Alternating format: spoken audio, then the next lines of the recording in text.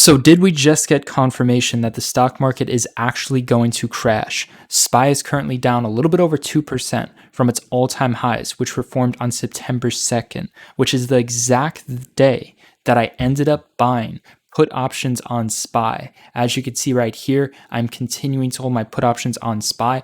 I bought these when SPY was trading at around $452. I went about 4 points out of the money, a $448 strike. They expire on September 20th.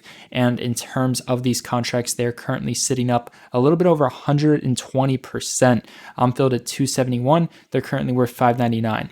So the question is, did we just get that confirmation that we're actually going to see that stock market crash, right? Because in terms of this crash we're looking for, it's going to be potentially around 6 to 8%, 10% at the most, in my opinion. And I do believe it's going to start to bottom out. I do believe the market's going to recover right around towards the end of September. So I think for the short term, it's going to be a great opportunity to get put options. And then in terms of when we see some bottom confirmations, I will be all over that as well. And I'll be interested in getting the call options towards the end of September, around September 24th is going to be my plan. Of course, I got to see the bullish confirmations. But in terms of the short term, guys, this candlestick right here, we are really starting to confirm that history is repeating itself. As we know, I purely based this trade off of 2020 September's price action. That's how I was able to time it perfectly, because history repeats itself. That's the great thing about entering trades that revolve around history, and you can use confirmations to confirm that history is going to repeat itself. And for me personally, this year, this has been working a little bit over 80% of the time. But in terms of this particular strategy, we noticed SPY had this steady uptrend pushing for new all-time highs back in September, 2020.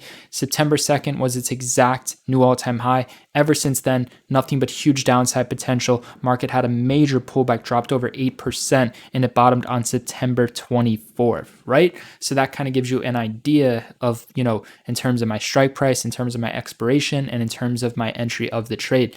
But in terms of that history, it is repeating itself. We talked about in the last video how SPY was forming this lower channel of support and resistance, failing to push back towards, new all-time highs. And from a technical view, not going to be going over the fundamentals. You guys know the fundamentals are absolutely, horrific. But I'm just focusing on technicals and trading the price action here. But I do believe the fundamentals are going to be in our favor as well.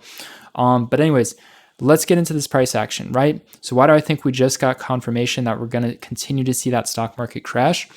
So what I'm looking at is right here. SPY pushes for a new all-time high on this day right here. And that new all-time high is sitting at $449. We're focusing on this candlestick. And then there's a gap that has been filled recently at this key support level right before SPY exploded and pushed for a new all-time high at 454. It ended up forming this gap right here at 446. Well, that 446 key support level is now turning into a resistance. SPY is forming lower highs, and it's forming a lower support and resistance channel. You could see, for example, right here, it pushes for the new all-time high, has a pullback, turns the previous all-time highs right here into support, and then it explodes, pushes for new all-time highs. That trend is really starting to change. In terms of that trend, let's just dial in on this right here. Here's SPY's all-time high at 454, and as you can see, it's consistently downtrending now. And in terms of that new support and resistance channel, you can see you got your key support. This was a key day. $448, very bullish candlestick on the one-day candle, right? Why was that so key? Because that was your previous all-time high attempting to turn into support. And if that were to hold and turn into support, it would attempt to push for new all-time highs. However, it failed, turned it into resistance, turned it into resistance. Now we have these lower highs. And in terms of these lower highs, it is now at your key support level. It is no longer at your key resistance level, previous all-time high. It is now at your key support level. And your key support level is going to be right here at $446, this key gap level, right? So it's looking even more bearish because at first, this is when the trend started to reverse. Like I had stated, this previous all-time high failed to turn into support. Now it's acting as resistance. But now it's even more bearish because this support level, not the previous all-time high, but this lower support level, right, is now a resistance level, right? So your new lower channel, let's get into this price action right here. This is your key zone. So if this level or this level, both of these levels turn into resistance, SPY is going to get absolutely annihilated, especially if it continues to turn this $446.20 level into a resistance level, which it is currently doing. This chart looks absolutely horrific. We have now gotten all the confirmations that SPY has officially reversed from having its consistent uptrend, where SPY trends up, has a pullback, turns the previous, SPY trends up, has a pullback, turns the previous all-time high into support, blasts off for new all-time highs. It's been doing that for basically a little bit over a year and 6 months straight now.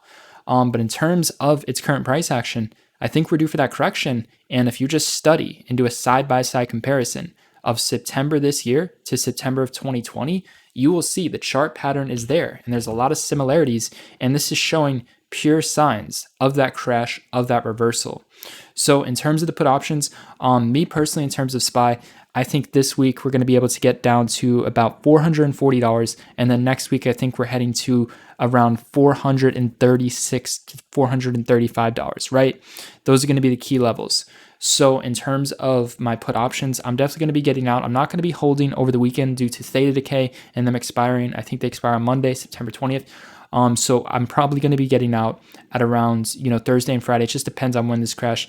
So I'm expecting just kind of like a small pullback this week to around like 440. That's where I'm going to look to get out on a nice crash to like 440. And then in terms of me entering back in, if we can get a push back towards 447 to 449 in between that zone, I'm going to look to play back in and go a little bit further out, probably like a September 24th expiration, close to in the money most likely. And then that's where my price target is going to be set for next week towards the mid 430s. So that's how I'm planning to profit from this particular market crash. I mean, just to show you what is possible, let's just go over this here real quick. Let's say you were to play a vertical on September 24th. You did a vertical spread. Let's go to the puts and let's go out of the money. Let's say we go to, so in terms of next week, I think we can go to like 436. So this is what you can do with like a vertical put option as well. Let's get into this. Let's say you did like a 437 to 438. Let's try that, a put vertical here. Let's see. Okay, so in terms of these, as you can see right here, we are buying the 437, selling the 436. Let's go up one. I want it to have a higher leg. Let's see. Okay, so buying a 438 put, selling a 437. Now let's get into confirm and send. You'd be risking $16 to make $84. On expiration, you'd be making $84 as long as SPY is trading in between that range. So very lucrative trading opportunity if you were to go out of money on some verticals. So yeah, we'll have to see what it is that I do in terms of re-entering. Like I said, I'm planning to exit once we get to a nice crash at around 440 this week. I'm going to be locking in profits. I do think we're going to see that crash, but like I said, that's going to be next week, and I'm not going to be holding over the weekend due to the high theta decay. So the next nice pullback SPY has, that's where I'm going to be selling my put options. And then the plan is to buy more puts the next time it rips up, which will be sometime this week. And that range is going to be an ideal entry around SPY trading 447 to 449, looking to get out in terms of my current trade towards 440, low 440, nice pullback. Looking to get back in towards 446, 447, 449. And then once I enter that second trade, if we get that spike, then next week I'm looking to get out towards the low 430 range. So yeah, guys, that's my update on SPY. Let me know what it is that you think.